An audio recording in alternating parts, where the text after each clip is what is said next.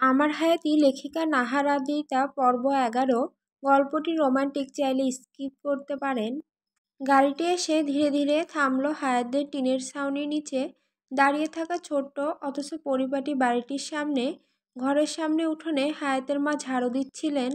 ধুলাবালি সরিয়ে উঠোনটাকে গোছাতে ব্যস্ত ছিলেন তিনি। গাড়ির শব্দে তার ঝাড়ু থেমে গেল। তিনি চোখ তুলে তাকালেন, আর ঠিক তখনই চোখে পড়ল হায়াত আর তার পাশে আদিব। মুহূর্তেই তার চোখে জল চলে এলো। আনন্দে নিজের মেয়েকে আদিবের সঙ্গে দেখে যেন তার বুকটা হালকা হয়ে গেল। চোখে মুখে উজ্জ্বল হাসি, কণ্ঠে আবেগের সুর। হায়াত মা মিসেস আলিয়া দুয়ারের মাঝখানে দাঁড়িয়ে আঁচল দিয়ে চোখ মুছতে লাগলেন। হায়াত ছুটে গিয়ে মাকে জড়িয়ে ধরল। আদিব মাথা নিচু করে সালাম দিল। ভদ্রতা ও অনুশোচনার মিশ্র ছায়া তার চোখে মুখে স্পষ্ট। হায়াতের মা কিছুক্ষণ স্থির দাঁড়িয়ে রইলেন, যেন বিশ্বাস করতে পারছিলেন না সামনে দাঁড়িয়ে থাকা এই ছেলেটি আদিব। চোখ ভিজে উঠল তার, কাঁপা কাঁপা কণ্ঠে বললেন, বাবা, এত কিছুর পরেও তুমি যেভাবে আসবে তা তো স্বপ্নেও ভাবিনি। আদিব এগিয়ে গিয়ে বিনয়ের সাথে দুই হাত ধরে বলল, আম্মু, আমি ভুল করেছিলাম। আমার উচিত হয়নি সেদিন আপনার আর আব্বুর সাথে এমন ব্যবহার করা। আমাকে মাফ করা যায় না আম্মু? ছি ছি বাবা, এভাবে বলছো কেন? দোষ তো হায়াতের। মেয়েটা না বুঝে রাগ করে চলে এসেছিল, আমরা কিছু মনে করিনি। তার চোখ দিয়ে টপ টপ করে কান্না ঝরছিল, কিন্তু সেই কান্নার রাগ বা অভিযোগের ছায়া ছিল না। ছিল শুধু আবেগ, ক্ষমার উদারতা আর বুক ভরা শান্তি। হায়াত মায়ের কাঁধে মাথা রাখলো, আর আদিব কিছু না বলে দাঁড়িয়ে রইল। তাকে যেন ভাষা খুঁজে পেতেই সময় লাগছিল। সেই মুহূর্তে সময় থেমে গিয়েছিল, কেবল পরিবারের ভাঙা সেতুগুলো আবার ধীরে ধীরে জোড়া রাখছিল নিঃশব্দে। হায়াতের মা ঝাড়ু থামিয়ে পাশে দাঁড়িয়ে। আদিব আর হায়াত নিচু স্বরে কথা বলছে দোয়ারে। দুজনের মুখে একটা চাপা আবেগ, যেন বহুদিনের জমে থাকা অনুভূতিগুলো এখন ভাষায় খুঁজছে। ঠিক তখনই টিনের গেটটা ক্যাচ ক্যাচ শব্দ করে খুলে গেল। হায়াতের বাবা বাজারের ব্যাগ হাতে ধীরে ধীরে ভেতরে ঢুকলেন। চোখ পড়ে গেল আদিবের দিকে, চোখে মুখে সম্মান আর অনুতপ্ত ভালোবাসা। তিনি থেমে গেলেন কয়েক কদম সামনে, তারপর হঠাৎ করে ব্যাগটা মাটিতে নামিয়ে রেখে এগিয়ে এলেন। হায়াত আর আদিব কিছুটা হতবাক। হায়াতের বাবা আদিবকে জড়িয়ে ধরলেন শক্ত করে। গলার স্বর কাঁপছিল, কিন্তু শান্ত, আবেগে ভেজা। বাবা, আমার মেয়েটাকে যে মাফ করে দিয়েছো, ওকে পাশে রাখার মতো মনের জায়গা দেখিয়েছো, এটাই আমার কাছে অনেক। আল্লাহ তোমায় ভালো রাখুক। আব্বু, আমি আপনার কাছে মাপ চাচ্ছি। ও আমার দায়িত্ব, যতটুকু ভুল হোক না কেন আমি আর তাকে একা হতে দিব না। হায়াত কান্না চেপে মুখ ঘুরিয়ে ফেলল। হায়াতের মা চোখ মুছলেন আঁচলে। টিনের দোয়ারে সেই মুহূর্তে যেন একটা ঘরের শান্তি ফিরে এলো। পুরোনো ভাঙা বিশ্বাসগুলো আবার জোড়া লাগা শুরু হলো। বিকেল 3:30। হায়দার আর আদিব দুপুরের খাবার খেয়ে একসাথে রুমে বসে। জানালা দিয়ে রোদ্দুর ঢুকছে নরম আলো হয়ে। রুমের ভেতর এক ধরনের শান্ত অনুভূতি ছড়িয়ে আছে। হায়াত বিছানার একপাশে হেলান দিয়ে বসে মোবাইল স্ক্রিনে তাকিয়ে আছে, আর আদিব ওর পাশে বসে উপন্যাস বইয়ের পাতা উল্টাচ্ছে। কথা তেমন নেই, কিন্তু নীরবতাও যেন মধুর। এমন সময় হঠাৎ করে দরজা ঠেলে রুমে ঢুকলো লামিয়া আর জাহিন। এই যে, মিষ্টি খাও বলে হাসতে হাসতে লামিয়া একটা ছোট বাক্স হায়াতের দিকে এগিয়ে দিল। হায়াত অবাক হয়ে তাকালো। কি ব্যাপার, কি হয়েছে? জাহিন হেসে বলল, আরে, আমাদের রেজাল্ট দিছে তো। আমি গোল্ডেন আর লামিয়া ডিপার্টমেন্ট ফার্স্ট। ওয়াও, মাশাল্লাহ! হায়াত খুশিতে চিৎকার দিয়ে উঠে দাঁড়ালো। লামিয়াকে জড়িয়ে ধরল। আদিব হালকা হেসে বলল, তোমরা তো একেবারে বাড়ির গর্ব হয়ে গেলে। এক্ষুনি তো আম্মু ঢুকে এসে তোদের মাথায় তেল দিবে। লামিয়া চুরি ঝনঝন করে বলল, তোমরা রুমে একা একা বসে থাকো, আর আমরা বাইরে ইতিহাস তৈরি করি, ঠিক আছে? হাসির রোল উঠল রুম জুড়ে। বিকালের নরম আলো, চাচাতো বোনের খুশির খবর আর ছোট্ট একটা উদযাপন, সব মিলিয়ে মুহূর্তটা হয়ে উঠল একেবারে পারিবারিক আর হৃদয় ছোঁয়া। লামিয়া হেসে বলল, দুলা ভাই, আপু, তোমরা কিন্তু জাহিনের বিয়ে খেয়ে তারপর যাবে। হায়াত আর আদিব একসাথে চোখ বড় বড় করে তাকালো। কি? কি রে, জাহিনের বিয়ে? হায়াত চমকে উঠল। জাহিন লাজুক হাসি দিয়ে মাথা নিচু করে ফেলল, আর লামিয়া তখনই ধামাকা দিল, পাত্রের নাম রনি, সফটওয়্যার ইঞ্জিনিয়ার, সব ঠিকঠাক, এই 5 দিনের মধ্যেই বিয়ে। হায়াত যেন কথাই হারিয়ে ফেলল এক মুহূর্তে। জাহিন, তুই সিরিয়াসলি বলছিস? জাহিন মাথা নাড়ল হেসে। হ্যাঁ আপু, এবার আম্মু আব্বু আর ছাড়ছে না। রনিকে একবার দেখে ফেলে, খুব ভদ্র হাসিখুশি মানুষ। আদিব মুচকি এসে বলল, আচ্ছা, এখন তো বিয়েতে কেবল দাওয়াত না, দায়িত্বও পড়বে। হায়াত একটু তাকিয়ে থাকলো জাহিনের দিকে, তারপর হালকা করে বলল, তোকে এত বড় খবর দিয়ে চুপচাপ দাঁড়িয়ে থাকছিস? জাহিন এগিয়ে এসে হায়াতকে জড়িয়ে ধরল। দুজনের চোখে জল চিকচিক করছিল আনন্দের নতুন যাত্রার স্মৃতির। লামি আবার খিলখিল করে বলল, আর শোনো, বিয়ে কিন্তু ক্রাইম সিনের মতো হবে না, ফুল অন কালারফুল, গানের তালে তালে সবাই নাচবে, আদিব দুলাভাই ছাড়া কেউ রেহাই পাবে না। আদিব হেসে বলল, আমি যদি নাচি তবে বিয়ের পর জাহিনকে লজ্জায় কান্না করতে হবে। লামিয়া হতাশা নিয়ে বলল, হাহ, আমাকে সারা জীবন সিঙ্গেলই থাকতে হবে। হাসির রোল উঠল রুম জুড়ে। চুপি চুপি হায়াতের চোখে খুশির সাথে একটুখানি লাগার ছায়াও খেলে গেল। প্রিয় বোন এবার সত্যি অন্য কারো হয়ে যাবে। সন্ধ্যার আলোটা ধীরে ধীরে ম্লান হয়ে আসছে। রনি সোফায় বসে হালকা চা খাচ্ছে আর ঘরের লোকজনের সাথে ভদ্রভাবে কথাবার্তা চালিয়ে যাচ্ছে। আদিব তখন ভেতরের ঘর থেকে বেরিয়ে এলো। মোবাইল কানে, কোনো জরুরি ফোন ধরতে গিয়ে চোখে একদমই মনোযোগ নেই। পাশ দিয়ে যাওয়ার সময় হঠাৎ চোখে পড়ল রনির ওপর। আদিব থমকে দাঁড়ালো, কপাল কুঁচকে তাকালো রনির দিকে। আপনাকে তো কোথায় যেন দেখেছি। রনি তাকিয়ে হাসলো, মাথা নাড়িয়ে বলল, হয়তো ফেসবুকে।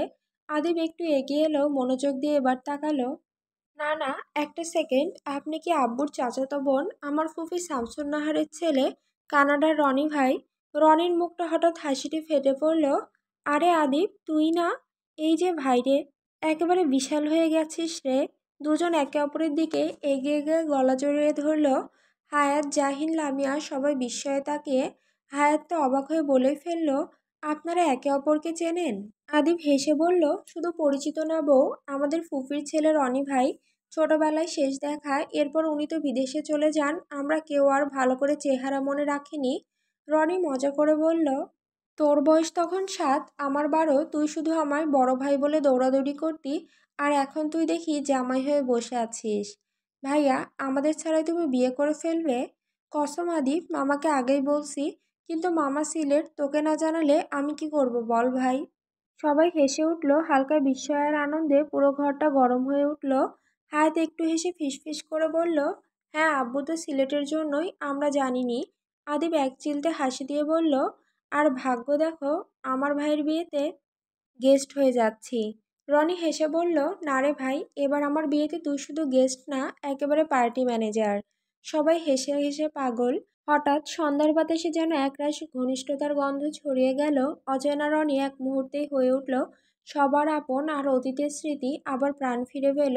রাত 10টা, টিনের চালের ঘরে নিস্তব্ধতা নেমে এসেছে।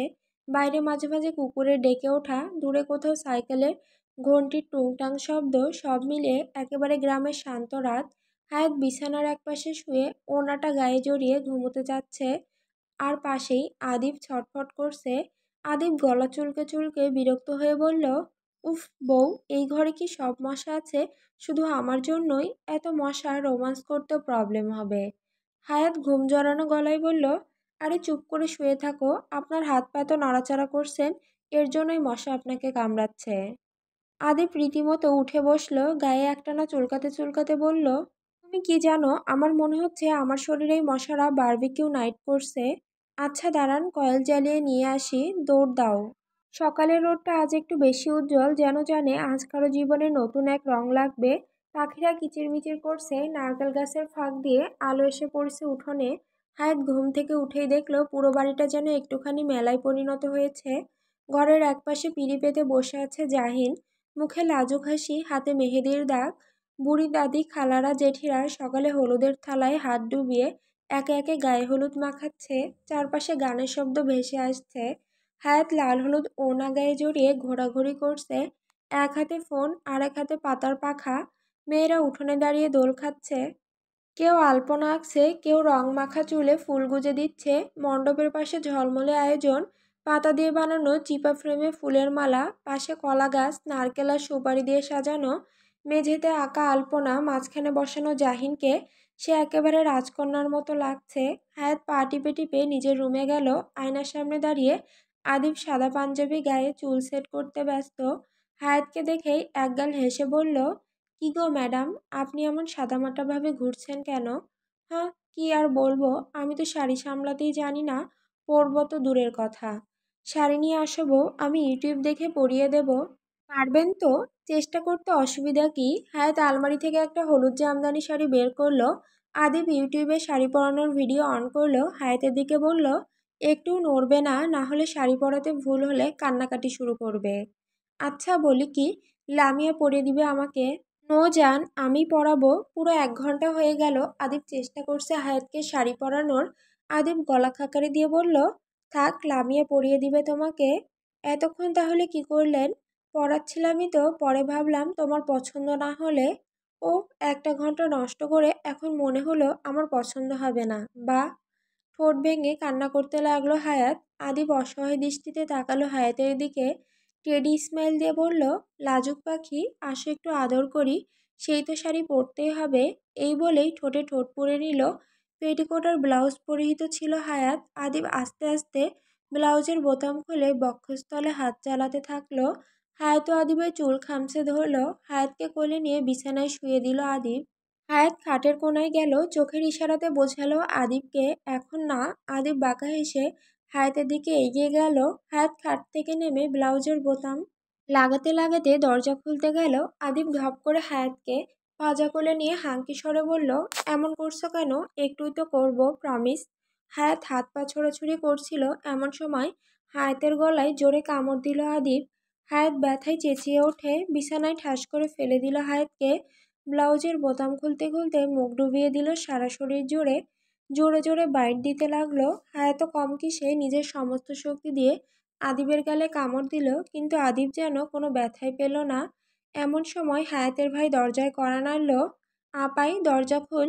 আপাই, লামি আপু ডাকছে, জাহিন আপুকে সাজাতে হবে। হায়াতের মুখ চেপে ধরে আদিব বলল, শালাবাবু, তোমার আপুদের বলো তোমার আপাই তোমার দুলাভাইয়ের আদর খাচ্ছে। আদিবের কথা শুনে হায়াত চোখ বড় বড় করে তাকালো।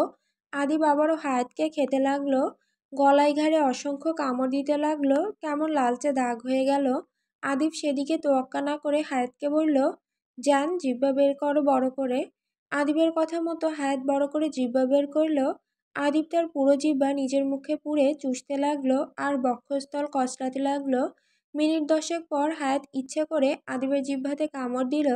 আদিবের জিহ্বা দিয়ে খানিক রক্ত বের হলো। দুষ্টু হেসে হায়াতের ঠোঁটে কামড় বসালো। হায়াত চিৎকার করার আগে আদিব জোরে কামড় দিল। ঘণ্টাখানেক পর আকাঙ্ক্ষার অগ্নিশলাকা বের হয়ে হাঙ্কি স্বরে বলল, একটু নরম করে দাও, না হলে ভেতরে প্রবেশ করবে না। এত বড় ভালো লাগে না। হ্যাঁ হ্যাঁ, আবার ছোট হলে খ্যাপাতে।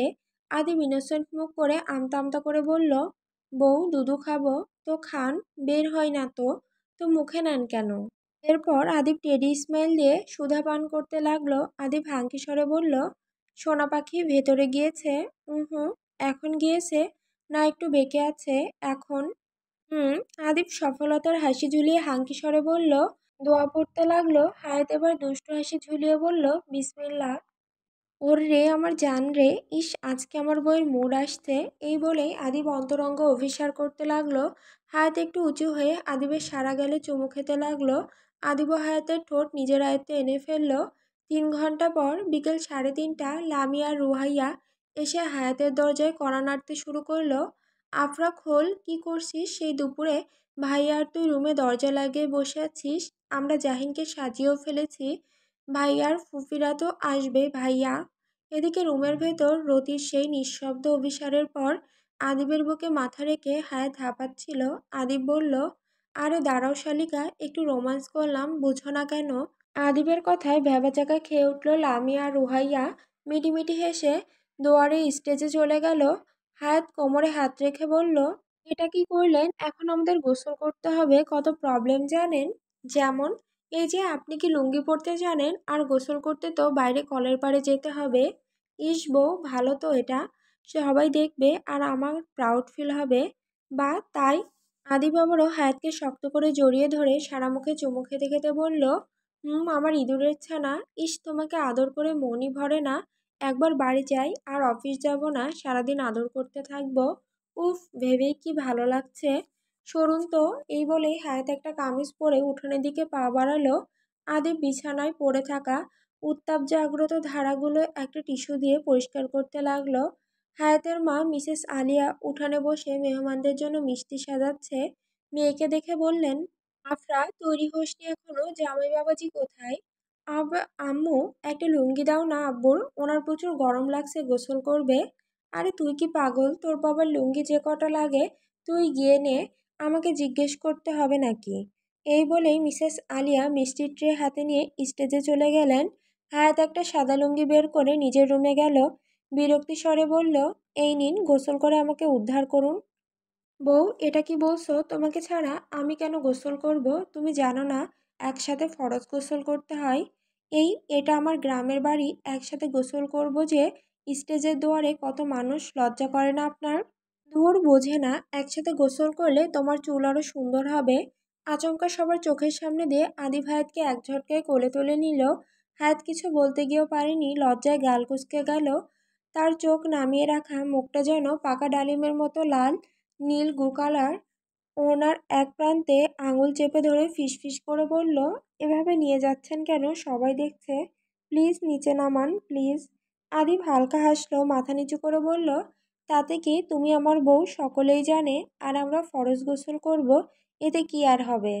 সকলের সামনে দিয়ে আদিব যখন হায়াতকে কোলে নিয়ে বেরিয়ে এলো দুয়ারে, তখন উঠোনে দাঁড়িয়ে থাকা মায়েরা, খালারা, চাচিরা সবাই মিটিমিটি হাসছে। লামিয়া দুয়ারে ছোট্ট স্টেজে জাহিনের পাশে বসেছিল। খিলখিল করে হেসে বলল, আহা কি রোমান্টিক জামাই রে। আরেকজন ফিসফিস করে, এই জন্যই তো বলি প্রেম করে বিয়ে করলে এমনই হয়। হায়াত মুখে কিছু বলে না, শুধু চোখ বন্ধ করে মাথাটা আদিবের কাঁধে ঠেকিয়ে রাখে। আদিব কলের পাড়ে গিয়ে দরজা চাপিয়ে কলে চাপ দিয়ে পানি ভরে নিল। আদিব একটা মোড়ায় বসে বলল, বউ, আমার শরীরটা একটু দোলে দাও তো, আর মাথাটাও পরিষ্কার করে দাও। বাইরে তখনও ফিস ফিস খিলখিল, আর লাজে গাল লাল করা হায়াত যেন একেবারে নতুন বইয়ের প্রথম প্রকাশ। হায়াত আলতো করে আদিবকে গোসল করাতে লাগলো। এরপর দুজনেই জামা কাপড় পাল্টে নিল। কলের পাশে ছলছল জলে দুজনেই ধুয়ে নিয়েছে শরীর, যেন ক্লান্তি আর গোপন আলাপ সবকিছু ভেসে গেছে। হঠাৎ দুয়ার দিক থেকে ফিসফিস আওয়াজ। সবাই তাকিয়ে আছে রাস্তার মুখে, যেখানে কলের বাঁকে দেখা গেল একসাথে হেঁটে আসছে আদিব আর হায়াত। আদিবের পরনে সাদা নীল চেক লুঙ্গি, গায়ে একটা পাতলা স্যান্ডো গেঞ্জি। ফর্সা শরীর যেন বেশ মানিয়েছে। চুল ভেজা গা থেকে উঠছে সদ্য গোসল করা শরীরে সাবানের গন্ধ আর হালকা আতরের মিশেল। আর হায়াত, সে যেন বসন্ত রঙা এক ফাল্গুন। বাসন্তী রঙের পাকিস্তানি থ্রি পিস, ভেজা ওড়নার কিনারা কাঁধে ঠেকিয়ে ধীরে ধীরে হেঁটে আসছে। ভেজা চুল হাঁটু অবধি, গালে লজ্জার লাল ছোপ, পায়ের নুপুরে জলের ধ্বনি, গলায় স্বর্ণের চেইন, কানে ছোট্ট স্বর্ণের ঝুমকা, হাতের রুলি। উঠোনে থাকা সবার চোখ বড় হয়ে গেল। কেউ থেমে গেল কাজের মাঝে, কেউ আবার কনুই দিয়ে পাশের জনকে ঠেকিয়ে বলল, দেখ দেখ, ওরা কি ঠিক বিয়ের পরের দিন সকাল নাকি সিনেমার দৃশ্য করছে। এই তো আমাদের নতুন জামাই বউ। এক দাদি কেঁপে কেঁপে হেসে বললেন, আহা কেমন মানায় রে, একদম যুগল। হায়াত মাথা নিচু করে চলে যায়, কিন্তু হাসিটা ঠোঁটে লুকিয়ে রাখা যায় না। আদিব তখন পেছনে দাঁড়িয়ে গলায় গামছা দিয়ে চুল মুছছে, চোখে একটা প্রশান্তির রেখা। দুয়ারের বাঁধানো মেঝেতে তারা দুজন দাঁড়িয়ে, ঠিক যেন নতুন জীবনের প্রথম সকালে একসাথে ওঠা এক স্বপ্নের যুগল। বিকেলের আলোয় উঠোন ভরে গেছে কণ্ঠরবে। রনির বাড়ির লোকেরা এসেছে জাহিনকে হলুদ ছোঁয়াতে। মেয়েরা সুন্দর শাড়ি পরে, হাত ভর্তি মেহেদি। ছেলেরা পাঞ্জাবি পায়জামা পরে এসে সালাম দিয়ে ভেতরে ঢুকছে। জাহিনকে দুয়ারের স্টেজে বসানো হয়েছে, হলুদের শাড়ি আর ওড়নায় মাথা ঢাকা। গায়ে হলুদের আলো ছড়িয়ে আছে।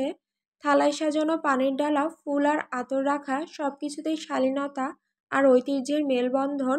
এই ভিড়ের মাঝে এক রনির খালা নিচু গলায় পাশের জনকে জিজ্ঞেস করলেন, ওই যে যে মেয়েটা বাসন্তী থ্রি পিস পরে পাশে দাঁড়িয়ে আছে, কে ও? পাশ থেকে এক কাজিন হেসে বলল, ওইটা তো আদিব ভাইয়ের বউ, হায়াত আপু। খালারা মুখে হাত দিয়ে মুচকি হেসে বললেন, মাশাল্লাহ কি নম্র চেহারা রে, মেয়েটার মধ্যে পর্দার শালীনতা আছে, আর মুখে দয়া, কত শান্ত চাহনি। সকলে কত নাচ গানে ব্যস্ত, আর মেয়েটা একেবারে পরিপূর্ণ বউ। আল্লাহ কবুল করে নিক ওদের সংসার। হায়াত একটু দূরে কলের পাশে দাঁড়িয়ে মাথায় ওড়না ঠিক করে নিচ্ছে, চোখ নিচু, ঠোঁটে বিনীত হাসি। ওর আচরণে এক ধরনের আত্মসম্মান আর পর্দার সৌন্দর্য, যা এক নজরে মানুষকে সম্মান করতে শেখায়। আদিব ওদিকে দাঁড়িয়েছিল, চোখে প্রশান্তির ছায়া। সে আস্তে করে এগিয়ে আসলো, বলল, ম্যাডাম চলুন, আমার আব্বুর চাচাতো বোনের ফ্যামিলির সাথে পরিচয় করিয়ে দিই। হায়াত হেসে বলল, আচ্ছা চলুন। পেছনে তখন চলছিল জাহিনকে হলুদ ছোঁয়ানো, আর চারপাশে নাচ গান, সালাম আর ভালোবাসায় ভরা শব্দ। আদিব একটু এগিয়ে গিয়ে সেই রনির খালার কাছে এসে বলল, আসসালামু আলাইকুম খালামণি। ওয়ালাইকুম আসসালাম আব্বু। বিয়ে করলা বললেও না, আর ভাগ্যে দেখো সেই দেখাই হয়ে গেল। খালামণি, বিয়েটা একদম ঘরোয়াভাবে হয়েছে। আম্মু আমেরিকা ছিল, এই 1 মাস হলো বড় করে অনুষ্ঠান করব আম্মু আমেরিকা থেকে আসলে। এই যে আমার বউ মিসেস আফরা চৌধুরী হায়াত। হায়াত স্মিত হেসে বলল, আসসালামু আলাইকুম খালামণি। ওয়ালাইকুম আসসালাম মামুনি। তোমার চেহারা যেমন মাশাল্লাহ, তোমার কণ্ঠও তো একদম নরম সুন্দর। কোন ক্লাসে পড়ো? ইন্টার ফার্স্ট ইয়ারে খালামণি। অন্য কলেজে নাকি আদিব যেটাই মাঝে মধ্যে ক্লাস নেই সেই কলেজ? জি। টুকটাক কথা বলে আদিব হায়াতকে নিয়ে স্টেজে উঠল জাহিনকে হলুদ ছোঁয়াতে। আদি জাহিনকে হলুদ দিয়ে বলল, কি গো হবু ভাবি ওরফে শালি, অনুভূতি কেমন? ঝাক্কাস, হি হি হি। এরপর হায়াত আর আদিব মিলে জাহিনকে হলুদ ছুঁয়ে জাহিনের হাতে 5,000 টাকা দিয়ে নেমে পড়ল। টুকটাক খাওয়া দাওয়া করে রুমে ঢুকলো। রুমে এসে একটা লুঙ্গি পরে হায়াতের ওপর উঠে বসলো। হায়াত বিরক্ত নিয়ে বলল, সরুন তো, আবার কি মতলবে উপরে উঠলেন? দুধু খাবো জান, আমাকেই খেয়ে ফেলুন। কে? এই বলে হায়াতের ঠোঁটে ঠোঁট পুরে নিল আদিব। হায়াত উ করে সরে যাওয়ার চেষ্টা করলো, কিন্তু পারল না। আদিব আস্তে করে গলায় মুখ ডুবিয়ে দিল। হায়াতও চুমু খেলো আদিবের কপালে, কামিজ খুলে বলল, আমি জানি পাখি তোমার খুব গরম লেগেছে, এজন্যই গোসলের ব্যবস্থা করছি। এই বলেই বক্ষস্থল চাপতে লাগলো। আদিব দুষ্টু এসে বলল, বউ, জঙ্গলগুলো একটু পরিষ্কার করে দিবনি বাড়ি গিয়ে। সরুন তো। লজ্জায় হায়াত আদিবের বুকে মুখ গুজে নিল। আলতো হাতে হায়াতের আকুলতার আরণ্যে আঙুল চালাতে লাগলো। হায়াত মিনিট 5 পর কেঁপে ওঠে। অতি আয়েসে আদিবের পিঠে হাত বোলাতে লাগলো। সেই রাত ছিল শুধু তাদের, জ্যোৎস্নার মতো নরম, দোয়ার বাতাসের মতো চুপচাপ, আর হৃদয়ের মতো নিঃশব্দে কাছাকাছি। এভাবেই ভালোবাসার ছায় ঢেকে গেল রাত। দুই প্রাণ মিলল নিঃশব্দ এক চুক্তিতে, যেখানে শুধু শরীর নয়, আত্মা ছিল প্রধান।